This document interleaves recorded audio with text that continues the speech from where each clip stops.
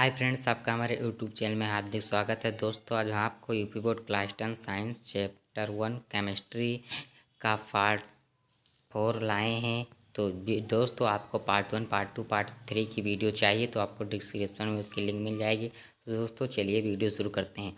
दोस्तों, आज हम आपको रासायनिक समीकरण के लाभ, एडवांटेज ऑफ केमिकल इक्वेशन बताएंगे।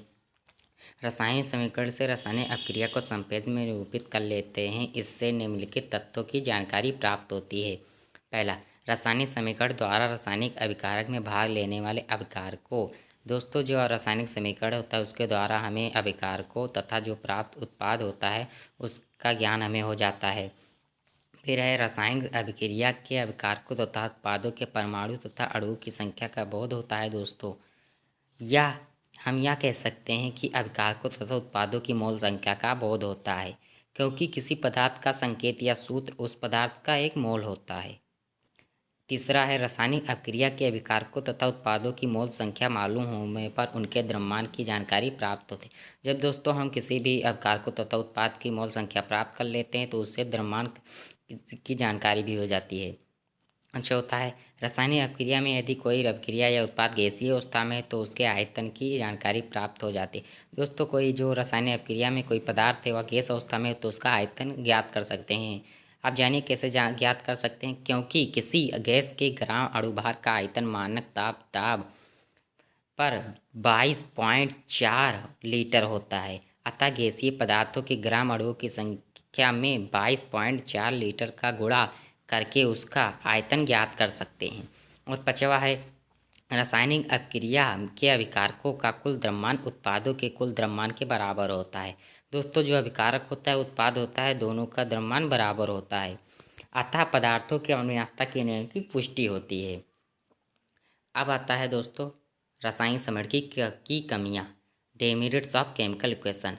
पीछे संतुलित रासायनिक समीकरण में कुछ कमियां जो कि इस प्रकार हैं। दोस्तों, हम पिछले वीडियो में बता चुके हैं कमियां कैसी थी, तो उसको आप देख सकते हैं। अब बात फर्स्ट है, अभिकारकों तथा उत्पादों की भौतिक अवस्था ठोस, द्रव, गैस का ज्ञान नहीं होता। दोस्तों, अभिकारक में नहीं पता होता कि ठोस है कि द्रव है कि गैस है। दूसरा, रासायनिक समीकरण से अभिक्रिया के संप्रदान के लिए आवश्यक ताप की जानकारी ना होती है, न दाब की तथा उत्प्रेरक की कितना ताप लग रहा है, कितना दाब, कितना उत्प्रेरक, ये सब नहीं पता चलता रहता है। और तीसरा है, अभिकारक के सांद्रण का ज्ञान नहीं होता है कि यह तनु है कि कंसंट्रेट है, सांद्र है।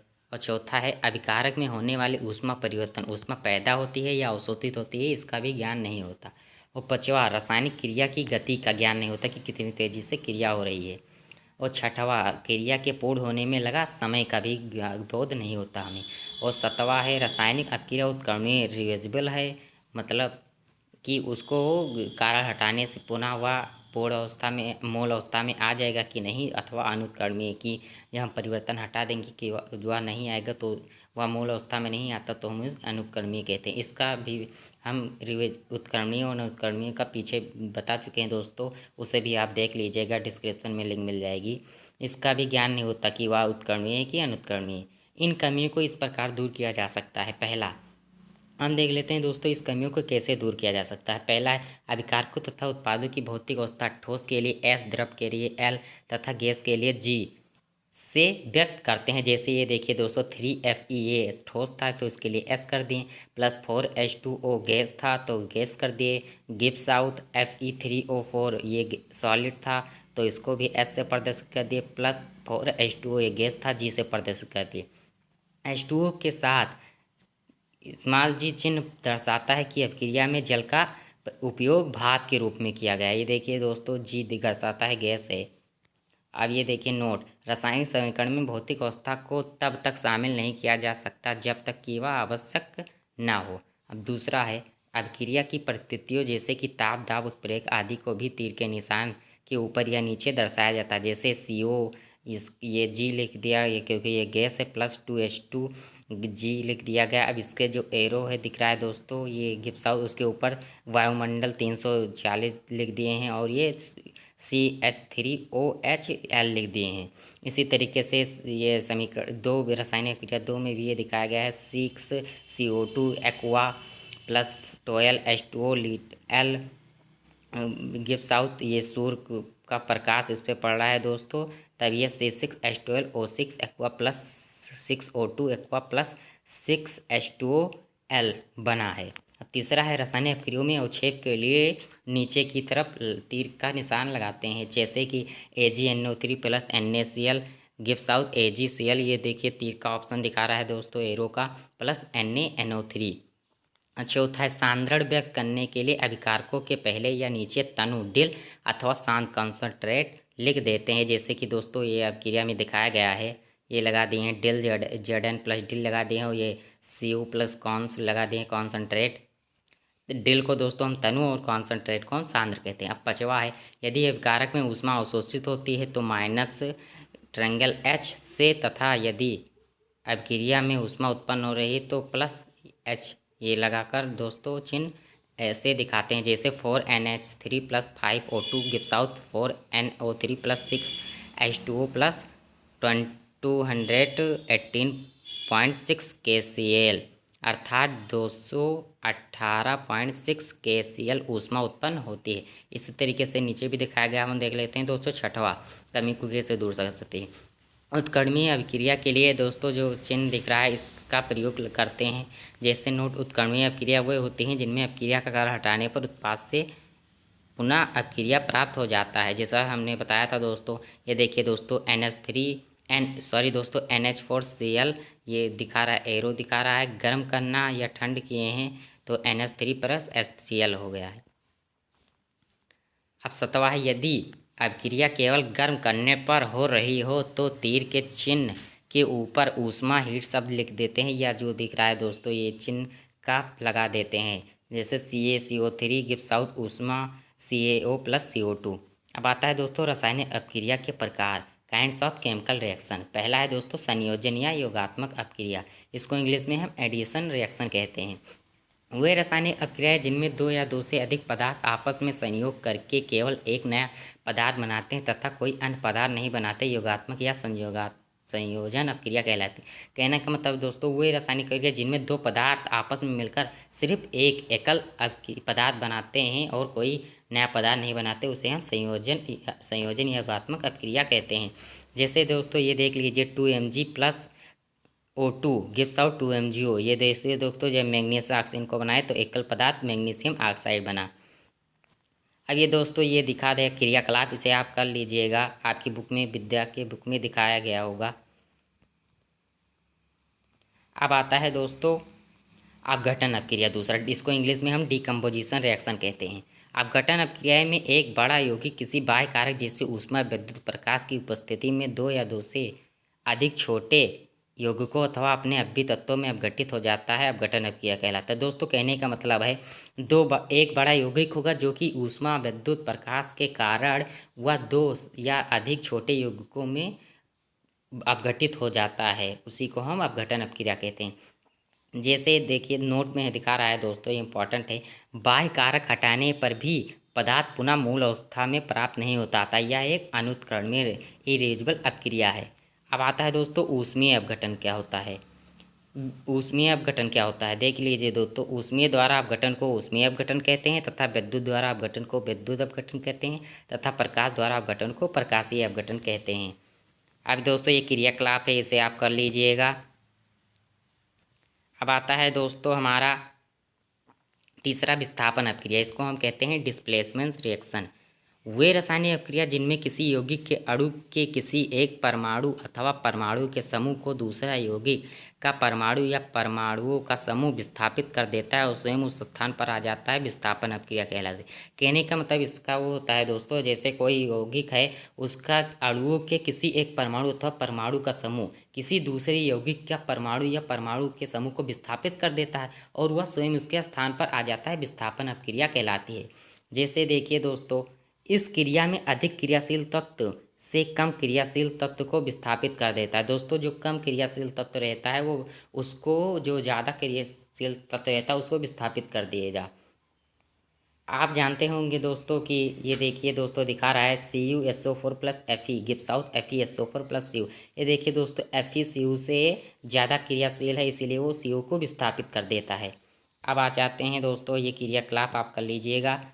अब आता है हमारा चौथा द्विविस्थापन अपक्रिया। इसको हम कहते हैं डबल डिस्प्लेसमेंट रिएक्शन। ऐसी अपक्रिया जिसमें दो यौगिक इस प्रकार क्रिया करते हैं कि उनके आयनों या घटकों की अदला बदली हो जाती है तथा दो नए यौगिक प्राप्त होते हैं। इसमें दो नए यौगिक प्राप्त होते हैं, द्विविस्थापन अपक्रिया कहलाती है। जिसे ये दिखाया गया है दोस्तों, AgNO3 प्लस NaCl। जब हम इसको मिलाते हैं तो AgCl हो गया दोस्तों, NaCl का Cl इधर आ गया Ag में और प्लस NaNO3 इधर आ गया दोस्तों, ये इसमें। अब ये क्रियाकलाप दिया गया है दोस्तों। अब ये देख लीजिए दोस्तों, श्वेत रंग के एक पदार्थ का निर्माण होता है, जो ये क्रियाकलाप दिखा रहा है दोस्तों इसमें, जो जल में अम्लीय है। इस अम्लीय पदार्थ को अवक्षेप कहते हैं दोस्तों। जो अवक्षेप होता है, जिस अपक्रिया में जब अवक्षेप का निर्माण होता है तो उसे अवक्षोपण अपक्रिया कहते हैं। अब हमारा आता है दोस्तों पांचवा वियोजन अपक्रियाएं। इसको इंग्लिश में हम कहते हैं डिसोसिएशन रिएक्शन। ऐसी रासायनिक अपक्रिया जिनमें कोई पदार्थ रासायनिक अपक्रिया को प्रेरित करने वाले कारकों जैसे दोस्तों दाब, ताप आदि में परिवर्तन करने से दो अथवा अधिक पदार्थों में अपघटित हो जाता है तथा उपयुक्त कारण हटा देने से मूल पदार्थ बन जाता है, वियोजन अपक्रिया कहलाते हैं।